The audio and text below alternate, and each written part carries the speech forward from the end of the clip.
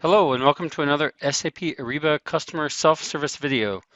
Today I'll be discussing how users can manage requisitions using an Excel upload file. Users can create, update, and cancel requisitions using an Excel file upload. Simplify the management of complex requisitions. We're using Excel to upload the initial request or add additional line items to an existing request improves the process. This helps the process for requisitions with a large number of line items or with requests that contain complex split accounting requirements. Today I'll be doing a demo. I will upload a requisition with an Excel upload file to add additional line items to an existing request. When I select Create Requisition, I am prompted to either create a new requisition or upload a requisition. In today's demo, I'm going to create a requisition with a single line item, export the request, add additional line items, and then import my Excel file to add those additional line items to my request. I have created a single line item requisition and saved the request. Now I'm going to export the request. You can see the Excel file has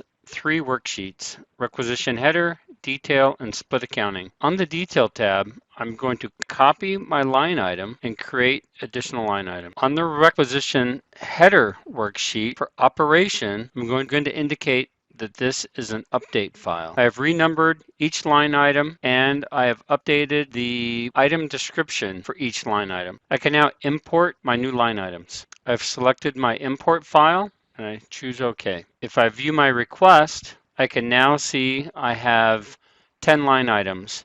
Each line item has a unique description from the Excel file, and there are a total of 10 line items. Thank you for watching this video on how to manage requisitions using an Excel upload file. I hope you were able to learn how utilizing Excel to manage requisitions can improve the ordering process. If you have any further questions, search Import Requisitions in Excel format from the Help menu or from SAP Ariba Connect. You can also contact your customer engagement executive or your customer support team.